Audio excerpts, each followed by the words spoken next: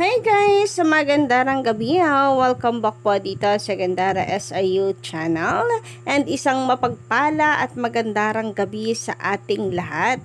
Andito na naman nga po akong muli nagbabalik ang nag-iisa po ninyong nagmamagandang kaligyan upang magatid ng latest update and fresh happenings patungkol sa TVJ.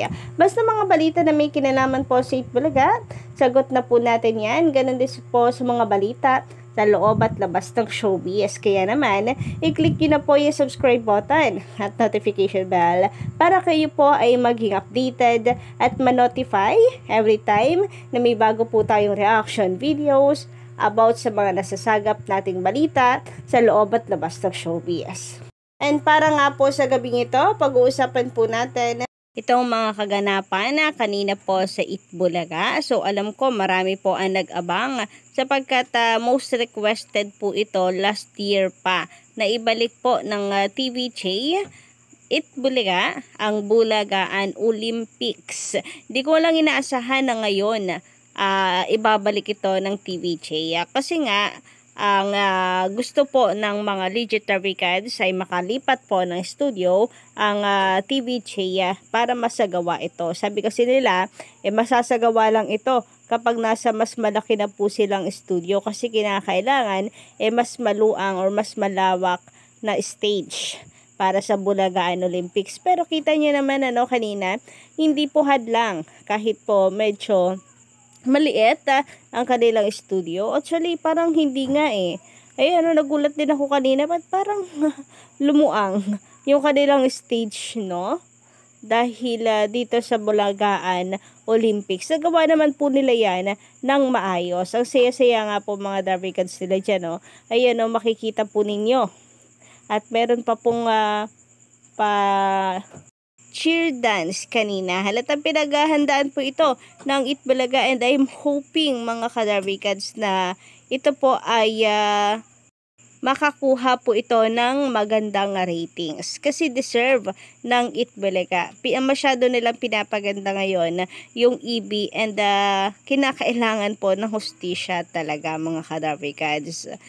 And ang request nga po ng mga Darvicans, sana po ay maulit po ito. Sana next week ay meron po muli na Bulagaan Olympics. Kasi ang saya. Talagang nakakagising at mapapa-cheer ka po talaga no, sa bet po ninyong team. And kanina, yellow team nga po ang nanalo. So congratulations po sa yellow team. Ang team nila Miles and Mama Pau. Anyway, sino po ang tawang-tawa dito kanina kay Miles Ocampo? Grabe nga po ka-love trip guys, ang Bulagaan. Kaya agree ako mga kadarvicans na sana ay maulit po ulit ito. Sana next week meron po muli and kung maaari every week na. I think guys, isa po ito sa muli makakapagpahatak po ng ratings ng Itbulaga. Subukan lang po nila itong idire-diretso ng ilang buwan. Panigurado, patok po ito mga kadarvicans. Pero kung every Saturday lang, nawa po ay may bagong segment din na isa pa pong masaya taabangan every weekday. Samantala, sa Showtime naman kanina, ang guest po ay si Alden Richards, ang atin pong kadarvicans na si Alden Richards. Nako, nagulat ako kasi na first time na wala akong update dito kay Alden, nagulat ako na nasa Showtime.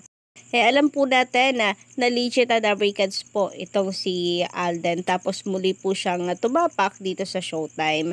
And I think dahil po ito sa kanyang pulang araw para po mag-promote or i-promote po itong kanyang bagong serye. Ngayong July na po ata ito ipalalabas sa GMA7.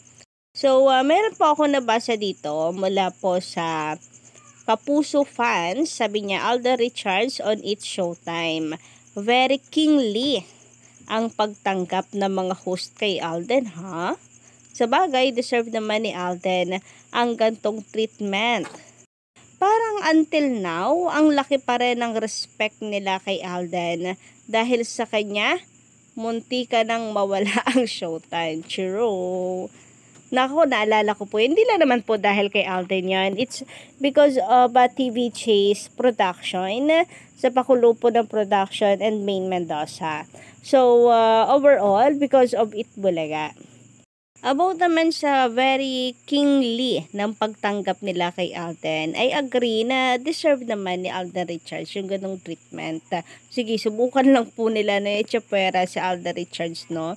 Mapagkakamala na po silang bitter niyan. Charot. Bukod kasi sa talagang big star sa Alden Richards ng Kapuso or ng GMA7, alam natin na galing po siya sa It Bulaga. So, kung iitsapwerahin po nila yan, ay marami po talaga magagalit na Dabricans kasi ipit na sa Alden Richards sa sitwasyon. Ganito pa yung kanilang gagawin, 'di ba? Or kanila pong pagtanggap na gagawin kay Alden. So, dapat lang naman talaga nabigyan po nila ng malaking pansin si Alden Richards.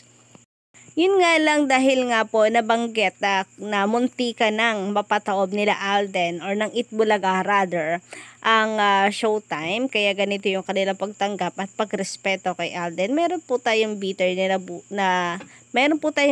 na nakita dito at tatagpuan na kung saan ang tanong ay may It Bulaga pa daw pa. Huwag kang mag-alala dahil buhay na buhay pa ang EB at unbattered. Walang pakialam sa mga basher na kagaya po ninyo at hindi nangangamba sa labanan nila ng Showtime kasi noon pa man nga po ang banggaan nila ng Showtime, hindi po bago. Meron pa pong isa dito, sabi pero hindi nawala ang Showtime. Ang nawala pa ay yung It Bulaga. Paano po nawala ang It Bulaga? Hindi po nawala ang It Bulaga. Bit ng TVJ ang It Bulaga sa TV5. And paano nyo nasabing nawala ang It Bulaga? Kung meron man pong nawala po dito, ang dati nilang producer na Tape Inc. at ang bago nilang programa na Tahanang Pinakamasaya, sapagkat ang It Bulaga ay hindi rin po nila na ipanalo sa ilang labanan nila sa korte ng TVJ. So, suggesting nga po ni Alden Richards dyan sa Showtime, for sure ay dahil nga po ito sa kanyang new serye ipopromote. Sabi nga po dito, gets na, may ipopromote na new serye. Pero appearing on your previous shows, The Rival, di ba nga, nakakaloka ang GMA. Isang napakalaking question mark. Sabi pa nga dito, parang pwede naman na Barda na lang siguro mag-promote sa It's Showtime. But it's just my opinion and I agree with that. Since si Barbie naman ay lagi po nilang guest dyan sa Showtime. So why not si Barbie Fortesa ang mag-promote po sa Showtime, no? Talagang si Alden pa po ang magpo-promote na alam naman po natin na siya po ay nasa It Bulaga before, nakalaban po ng Showtime. Tapos siyang kanila pong isasalang at papag-promotin po dyan. Nakakaloka, big star din naman po nila itong si Sanya Lopez na tumungtong na rin sa Showtime at si Barbie Fortesa na suki po nila dyan sa Showtime, diba? Big star din po yan para kanila pong i-guest dyan sa Showtime. Bakit si Alden pa? Bakit kailangan si Alden? Nasa It Bulaga po yan noon. So talagang babanggain po ang It Bulaga kahit ang TVJ, kahit na maipit si Alden Richards sa sitwasyon, kasi we all know na Alden Richards sa puso po niya, isa po siyang legit Dabricans and alam naman po yan ng GMA Network. Si Alden mismo nagsabi na po sa kanila, kay Miss Annette, di po ba na alam naman po nila si Alden Richards ay nasa It Bulaga. Malaki po ang utang na loob niya sa EB dahil kung hindi rin naman po dahil talaga po sa EB ay hindi po mabubuhay yung kanyang career. Samantala si Togi Zombie naman, mga ka-Legit Dabricans, nako, na-miss niyo po ba si Zombie? Ito po't meron siyang update sa kanyang social media account about sa It Bulaga. Ayan, kasama po niya si Bossing and narito po yung mga i-share niyang video na kasama po niya ang mga Legit Dabricans before. So, parang na-miss po ni Zombie, no, ang It Bulaga and maybe bilang pag-alala itong si Zombie na siya nga po ay naging legit Davercats. 1 taon na rin daw po ang nakalipas. Sabi nga po niya dito sa kanyang post, 1 year ago. Kaya po pala, may pa-throwback memories itong si Togi. 1 year ago, I became legit Davercats. So, bakas na bakas ko po dito, ka-Legit Davercats, yung kanya pong pagiging grateful na mapasama po sa Eat Bulaga. So, kayo ba guys, anong inyong komento patungkol dito? Pa-comment lang sa baba and don't forget to click the subscribe button and notification bell for more updates.